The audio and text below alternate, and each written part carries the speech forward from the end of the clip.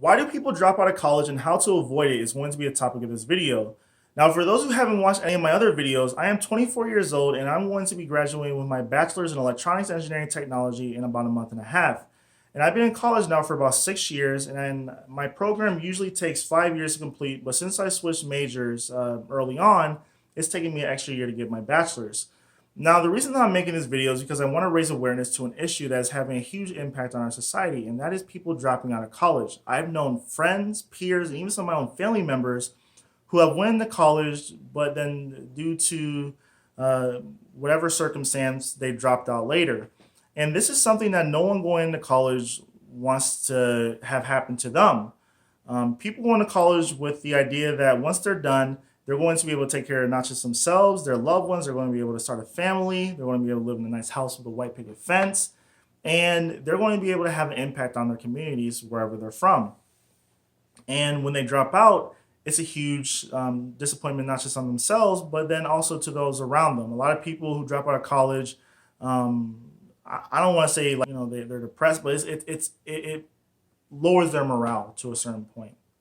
And the two biggest reasons to why people drop out of college is number one, finances, and number two, it's because they're not prepared or they don't take college seriously going in, and then also while they're in college. And number one, talking about the financial aspect of this because it's more straightforward. Um, People who go to college come from all different kinds of backgrounds. College is an institution that is pretty much open to anybody. But in reality, it's open to anyone who is able to pay for it. If you don't have the economic resources or whatever to pay for your college, tuition and all the other added expenses they throw at you, then it's nearly impossible to get a college degree. And that's just that. And I've seen some of my fellow classmates, some of my fellow peers, who have, due to like financial reasons, dropped out of college. And also, while they're in college, when they have to deal with these financial burdens, they have to resort to things such as going to a food bank to get food for the month. It's a huge stress on their life. And then also, a lot of people say, well, why don't they just get a job? Well, a lot of people, while they're in college, they're going to college full time. And then when they work, let's say a full time job on top of that, it's a huge stress on your life.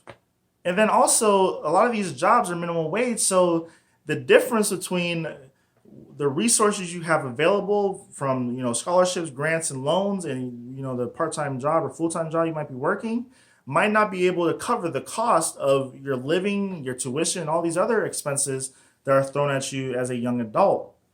And also, people who come from poorer backgrounds, they have to deal with things that people who come from more affluent backgrounds just simply don't have to face. I mean, let's say someone's short a couple $100 on rent. If you come from a household where your both your parents make over 100 grand a year, a couple $100, if you ask them for a couple $100, that's not that huge of a burden on them. But when you have a family where everyone's making minimum wage, a couple $100, that's a huge added expense into their lives.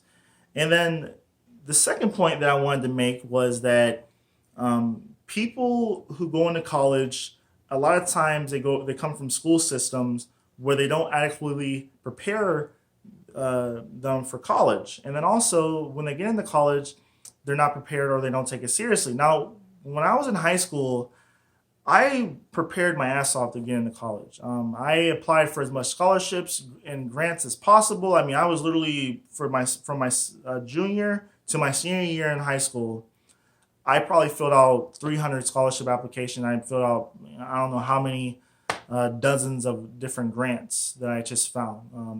I mean, I'm an excellent essay writer because of that. Because I wrote, I don't know, probably hundreds of papers for scholarship applications, and that's an effort I put in. And also, I applied for all sorts of different programs that if my school didn't offer, I'll try to get into on the side to help me prepare for college. While a lot of kids I know don't know how to go about finding those resources, and a lot of them don't even know that those resources are even out there. And that's something else that needs to be discussed in our society. And then I've seen kids who come out of high school who have pretty much slacked off their entire high school, career or whatever, and then they get to college, and they're like, "Whoa, what the heck is this? This is like, completely different. I actually have to, no one's going to tell me that I have to do this, or that. I have to do it on my own." And that's another huge thing that makes people. I don't even want to say makes people, but it causes people to drop out because they're just not prepared for the rigorous amount of coursework that college has for them. And even though I went to an inner city high school that didn't really prepare me for college, the semester before my freshman year, or the summer before my freshman year, I got into a STEM prep program, which was also a scholarship program, which I'm still in. And they pretty much had a summer program where they prepared kids who come from, uh, you know, like either their like finance or their family finances aren't that good, or they come from high schools which are um, not that, or they're not ranked as high as a high school which would be better off. And they pretty much whipped us in the shape to prepare us as to a point where as incoming freshmen we'll be able to know how to be successful while we are in college, to put it simply, or whatever. And that was a huge help on uh, me being where I'm at right now. And a lot of kids, they just don't know that. And I shouldn't say kids. I mean, a lot of young adults don't know that these things are out there for them. And the college dropout rate, I would say that when I started my freshman year, about half the people I knew in my dorm dropped out of college my freshman year. I actually knew a kid who came from actually a really nice high school too. Like he came from a nice high school. He had a 4.0. He had like a 35 on the ACT. And by the end of his first semester, he dropped out and he had straight Fs. So a lot of people, they do better in structured environments like how it is in high school. But when it comes to, college, where, no one's going to tell you what to do, you don't have your parents, pushing you to do whatever you need to do.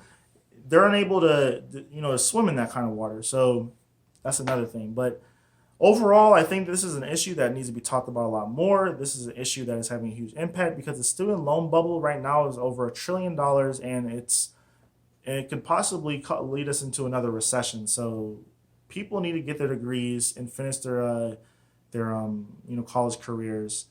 And that's all I have to say. Tell me what you guys think in the comments below, and have a nice day. Peace.